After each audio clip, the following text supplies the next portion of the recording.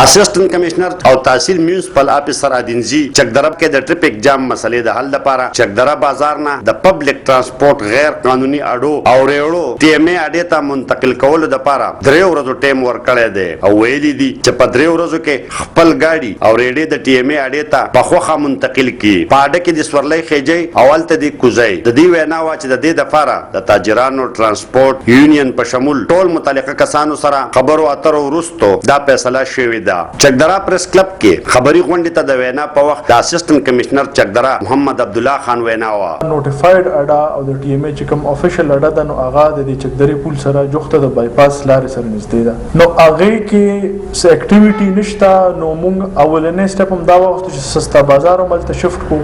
سستا بازار عمل ته اسټابلیش کو سرکاري چې کوم وړو دي هغه تقسیم عمل ته چې دنه شروع کو او باقي چې کوم دا گاډو ریړو ول دي دا عمل ته شفت کړ. خو په دې کې مین ټریفیک کې چې کوم مسله راځي نو هغه د پبلک ترانسپورت گاډو دی. په دې حواله سره زموږ دا متفقه فیصله ده چې ترانسپورت پبلک ترانسپورت چې کم ګاډي دي هغه دلته درې څلور ځایونو کې سټاپونه کوي هغه غیر قانوني دي او د هغې خلاف ډایرکټ اکشن اخیستونه مخکې موږ دا وایو چې هغې ته موږ مهلت ورکو او ستاسو په وساطت سره دا میسج ورکو چې هغې دې په 3 ورځو کې دننه دا کوم ټول ګاډي دي دا د یو ځای ته شفت کړي. دې کې به اول دا ده چې عوامو ته هم سهولتي او بل ټي ام اي ته هم خپل چې کوم ټیکس کلیکشن کې دی هغې ته هم چې هغې به د یو ځای نه کوي هغې ته هم یو فایده میلاو شي او بل دا ده چې هلته به په دغه ځای کې به یو اکټیویټي شروع شي. نو په دغه ځای کې فیوچر کې سبزي منډي یا بازار چونکه چکدره از ا ګروینګ سټي نو په هغې کې دا ده چې مخکې به کې سبزي منډي هم جوړېدی شي هغه اډم فولي فنکشنل کېدی شي ورسره به بایپاس هم جوړ شي. نو دغه ځای نه چې کوم ګاډي راځي د بهر د نورو اضلاع نه هغه به ډایرکټ په بایپاس باندې ځي او نورو ځایونو ته به ځي نو په بازار به زموږ رش انتهایي کم شي. په دې حوالې سره دا د اول ایشو دا ده چې مخکې یو څو اټمپټ شوي دي په دې باندې او دې کې مین ایشو دا ده د ټرافیک چې کوم پولیس دي نو هغې موږ ته دا ایشو مخې ته راوسته چې هغې کې دا ایشو به راتله چې خلک به بیا هلته نه تله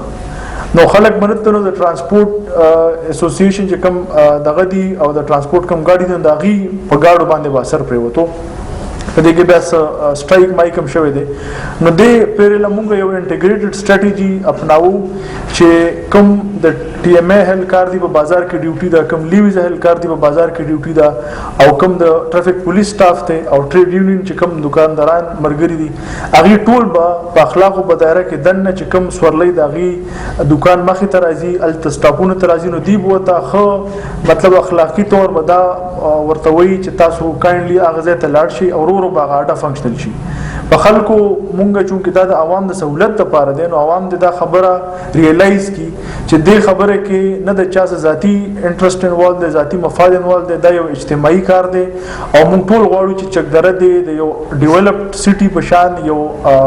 مهذب معاشرې په شان ارګنایز شي چې د اډې دپاره بیل ځای سبزي منډۍ دپاره بیل ځای او هر څه یو په ارګنایز طریقه او په ارګنایز مینر کې روان. په دې حواله تحصیل میونسپل افیسر پسیح الله خان زیاته کړه زموږ دلته کې چکدره تاسو ته ښه پته ده یو پاپولیټډ ایریا ده او د ټرافیک مسلې ډېر زیات جوړېږي. زموږ ټي ام اي دلته کې اډه ده او هغې ته دا ګاډي زموږ شفټ کول لومبۍ پرایورټي ده بجای دی نه چې مونږ په زور دا کار وکړو. ریکویسټ دی لومبۍ خو ټرانسپورټ یونین والا ته ټرانسپورټرز ته او بیا سیکنډلی د دې چې کوم باشندګان دي که هغه زنانه دي نارینه دي ماشومان بوډاګان څوک هم دي نو هغوی ته زموږ یو کاینډ ریکویسټ دی دا چې دا اډه شفټ یې هلته نو کاینډلی تاسو هلته ځئ دا هم ستاسو سهولت ده. دا دې کې پرسنل انټرست زموږ نه دی انوالو د چکدري د دې ادینزو خلکو دپاره هم د دې انټرست دپاره ده چې یاره دا یو ریګولرایز او یو ښه مینج د سوسایټي دغه جوړه شي. نو دې کې زه یو ځل بیا هم وایم تاسو ټولو ته زما یو کاینډ ریکویسټ دی چې کاینډلی زموږ ایډمنسټریشن سره ګورنمنټ سره ستاسو اسسټنس پکار دی نو دې کې زموږ لاسنیوي وکړئ زموږ مدد وکړئ. دواړو ذمه دارو د اډې د کامیابۍ دپاره د ولس او نور متعلقه ذمه دارو نه د مکمل مرستې او تعاون اپیل کړی دی.